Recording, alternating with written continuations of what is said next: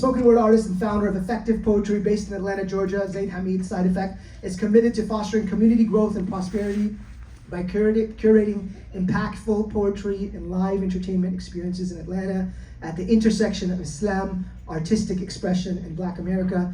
Through facilitating free community writing workshops in local Islamic schools and Masjid, he strives to cultivate others through his poetry and community service. Brother Zaid, if you can come up and show it. Do you prefer this mic or this mic? This is going to be more control. Yeah.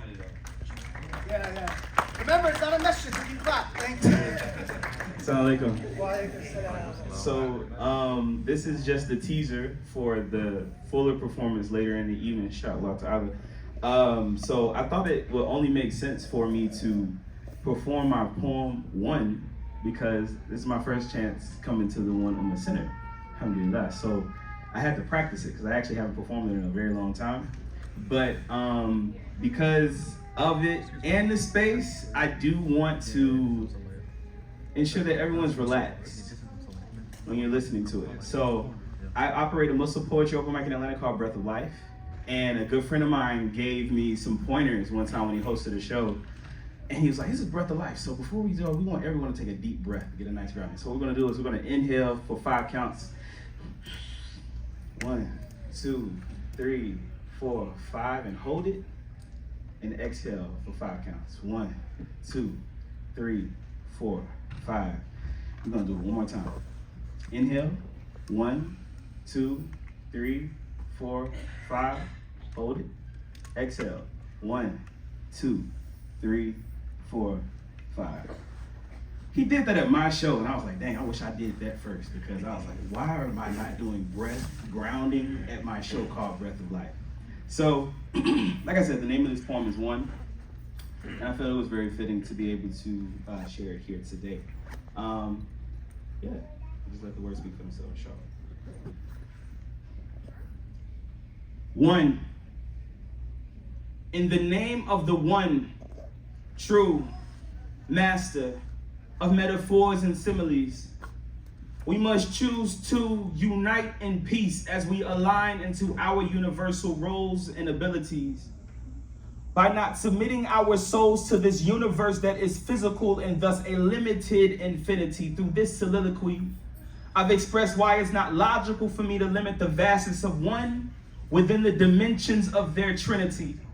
Because Tawhid taught me to see that one is beyond the sums of both the seen and unseen infinite divinity that provides our sustenance through the earth's lusciousness and other amenities, keeping us safe and secure like clownfish and anemones. 4 times during the solar decline, our souls climb as we're kept aware of our collective work and responsibilities. Ujima.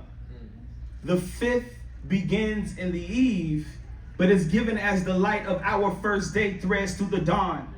This enlightens our minds as if the sun was a sign that we all should be sons as we enter a state of bliss, nested in this pure life and the crisp taste of its flavors. Sweetened by the one, baker of bakers, our clay is molded and shaped by thee who created creators, the architect of architects. So now we masons be making stories to guide the blind toward directions that the faithful are facing. Reassuring seers they're not alone as we practice in patience. Meditation morphing us into neos, reborn free in this matrix. Despite the agents whispering fragrance into our hearts till we're dripped in temptation. We are Jedis, forced to fulfill this deen en route to this real destination. We are Saiyans reciting sayings in a similar cadence that will always span across the sands for more and more generations, that we be one community composed in this system of limitless creation. Our destiny be from the sub-quantum to the most galactic destinations. There's evidence in the declaration between our system of nations. Systems uniting our atoms, planets, families, blood, and other consistent foundations.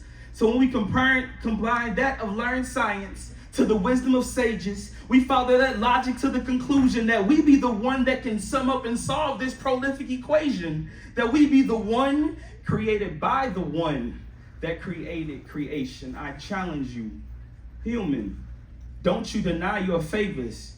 You be the most intelligent being ever created. that just needs more devotion to achieve motivation, while outcasts forced to walk the line between love and hate as you seek liberation from being slipped into